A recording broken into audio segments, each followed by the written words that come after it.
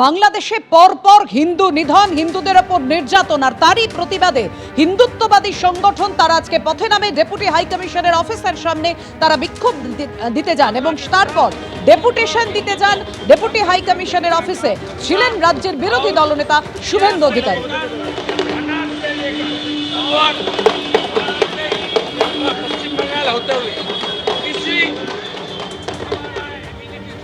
কথা বলবো, আমাদের সঙ্গে রয়েছেন আমাদের প্রতিনিধি শিবাশিস মৌলিক। শিবাশিস, কি বলছেন শুভেন্দু অধিকারী? শুভেন্দু অধিকারী যেমনটা জানালেন, রাজ্যের বিরোধী দলনেতা তিনি গিয়েছিলেন ভিতরে বাংলাদেশ ডেপুটি হাই কমিশনে। তিনি তার বক্তব্য তুলে ধরেছেন প্রতিনিধিদের সঙ্গে নিয়ে, এবং পাপিয়া শুভেন্দু অধিকারী বাইরে এসে যেমনটা জানালেন, তাতে তারা কার্যত বাংলাদেশ ডেপুটি হাই কমিশনে এই বার্তা দিয়ে এসেছেন আগামীতে গঙ্গাসাগর মেলার পর তারা এখানে সাধু সন্তদের নিয়ে ফের একবার আসতে বাধ্য হবেন যদি এর মধ্যে সংখ্যালঘুদের বাঁচাতে বাংলাদেশ সরকার যথাযথ ব্যবস্থা না নেয়। এবং এই মুহূর্তে শুভেন্দু অধিকারী রয়েছেন, আমরা সেই ছবি দেখতে পাচ্ছি। শ্যামল জানাকে আরো একবার সেই ছবি দেখাতে বলবো।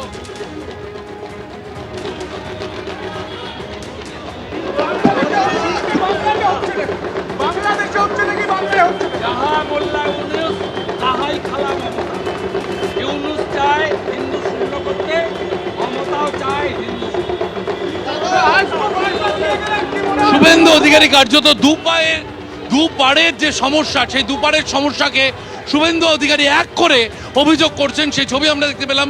এবং এই যে লৌহ প্রাচীর নিয়ে আজ বারবার প্রশ্ন তুলেছেন রাজ্যের বিরোধী দলনেতা, সেই লৌহ প্রাচীর নিয়ে কিন্তু তিনি বাইরে এসেও কথা বলেছেন যে বাংলাদেশ ডেপুটি হাই কমিশনের সামনে তার আজকে আসার কথা ছিল, সেখানে তাদের সাথে কথা বলার কথা ছিল, কিন্তু সার্বিকভাবে যে ছবি দেখা গেল, যে আয়রন ব্যারিকেড দেখা গেল, সেই আয়রন ব্যারিকেড নিয়ে কিন্তু প্রশ্ন তুলেছেন খোদ রাজ্যের বিরোধী দলনেতা।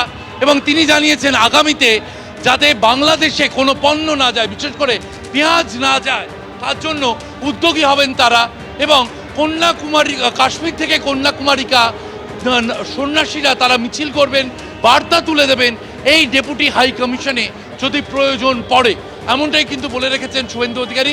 আজ শুভেন্দু অধিকারী সহ যে 5 সাধু তারা এই ব্যারিকেডের ফাঁক দিয়ে তারা যান ভেতরে ডেপুটি হাই কমিশনের যে দপ্তর, বাংলাদেশের ডেপুটি হাই কমিশনের যে দপ্তর রয়েছে, সেখানে গিয়ে তারা তাদের দাবিপত্র স্মারকলিপি আকারে তারা পেশ করেন। এবং সার্বিকভাবে সংখ্যালঘুদের নিয়ে যে আমরা দেখতে পাচ্ছি যে নির্যাতনের অভিযোগ উঠে আসছে ওপার থেকে, তা নিয়ে এপারের যে চিন্তা তা তুলে ধরলেন পশ্চিমবঙ্গের বিরোধী দলনেতা শুভেন্দু অধিকারী। পাপিয়া।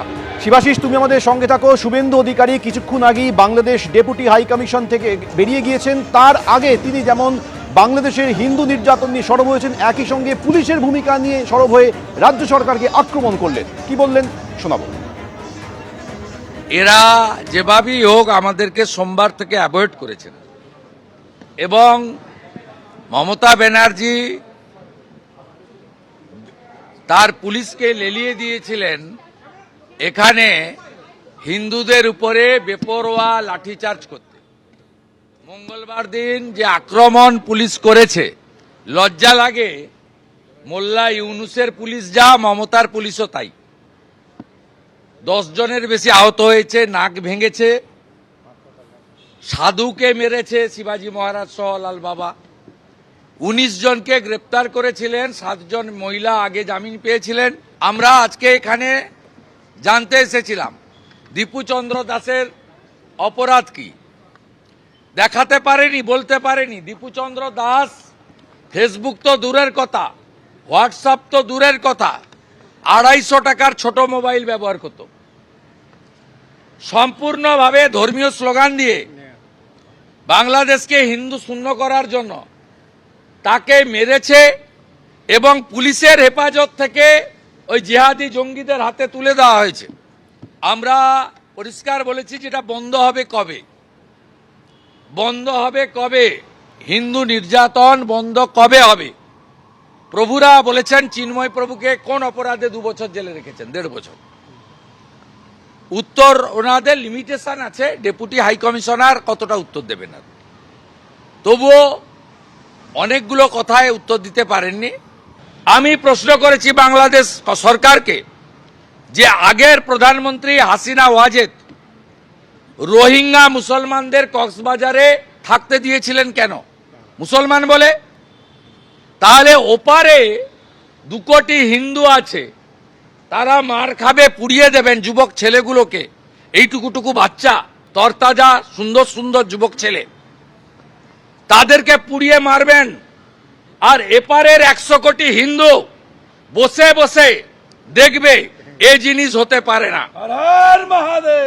হতে পারে না। আমি আপনাকে বললাম, খালা মমতা যত প্রাচীর করে পুলিশ করে রাখুক, ব্যবস্থা যদি না নেয়, নতুন বছরে এই সবগুলোকে তুলে ফেলে দেব। যেমন যুব ভারতীতে মেসির দিন যুবকদের, ইয়াং জেনারেশনের তারা দেখেছে, রাজীব কুমাররা ছুটে পালিয়েছে, আমরা এখানে দেখিয়ে দেব বলে গেলাম। আর আজকে 1000 সাধু এসেছেন, 300 নাগা সন্ন্যাসী। গঙ্গাসাগরে 5 লাখ সাধু যাবেন। গঙ্গাসাগরে স্নান করে ফেরার পরে আমি সব সাধুকে বাবুঘাট থেকে তাদেরকে পথ দেখিয়ে এখানে নিয়ে আসব। কলকাতা পুলিশের কত ক্ষমতা আছে মনোজ বার্মার, ওই দিন দেখা হবে। 23শে ডিসেম্বর বাংলাদেশে দূতাবাসের সামনে বিক্ষোভ দেখানো হয়, আর সেই বিক্ষোভ কাণ্ডে 12 জনেরও জামিন মঞ্জুর করলো আদালত। আপনাদেরকে জানিয়ে রাখি, বঙ্গীয় জাগরণ মঞ্চের 12 জনের জামিন মঞ্জুর করলো আলিপুর আদালত।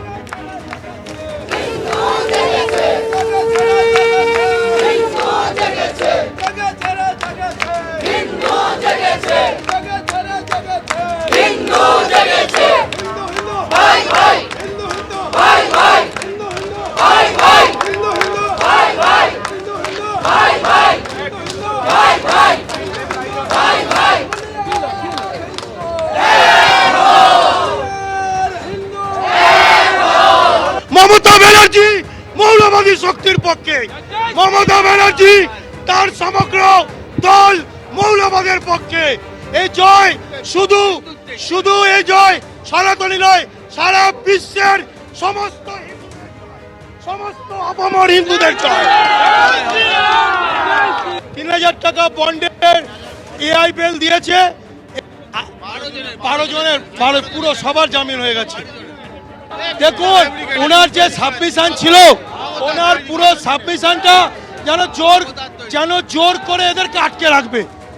একটা লোক যারা আহত তারা রিলিজ হয়ে গেছে, তারপরেও বলছে যে ওদেরকে রেস্টের দরকার। আরে লোক জ্বর হলেও তো ডাক্তারবাবু লিখে দেয় বেড রেস্ট, উনি সেইটা দেখাচ্ছেন, ওনার কিছু করার নেই। ওনাকে ওনার ওপরওয়ালা যেরকম ইনস্ট্রাকশন দিয়েছে উনি সেটা বলেছেন। এই যারা রয়েছেন তাদেরকে ছাড়লে আবার তারা ওখানে গিয়ে সেই একই সমস্যা করবে। আর আমরা সেটা কোর্টকে বলেছি যে ওনারা বেরোনোর, মহিলা যারা বেরিয়েছেন আজকে ইনাদের আবার ঘোষিত কর্মসূচি ওই জায়গায় আবার পৌঁছাবেন, আবার এই সমস্যা করবেন। সেই কারণে আমরা পুলিশ কাস্টাডি চেয়েছি যে এনারা মূল মোটিভটা কি, ওনাদের কারা কারা এনাদের সাথে যুক্ত আছেন, এই কারণে পুলিশ কাস্টাডি চেয়েছি। যে আপনি একটা হাই কমিশনার দপ্তরে যখনই গিয়ে একটা এই যে কাজটা বাইরে করলেন সেটা যদি ভেতরে গিয়ে করেন, সেটা একটা ইন্টারন্যাশনাল এফেক্ট পড়বে, তার একটা অন্যরকম মাত্রা আছে। অন্য দেশ দেখবে যে আমাদের ভারতবর্ষে একটা বাংলাদেশের অফিস, সেই অফিসে গিয়ে আপনারা একটা র্যানস্যাক করছেন, সেটা একটা অন্যরকম এফেক্ট হবে। দেশের তো মান সম্মান ক্ষুণ্ণ হবে। এবিপি আনন্দ, এগিয়ে থাকে, এগিয়ে রাখে।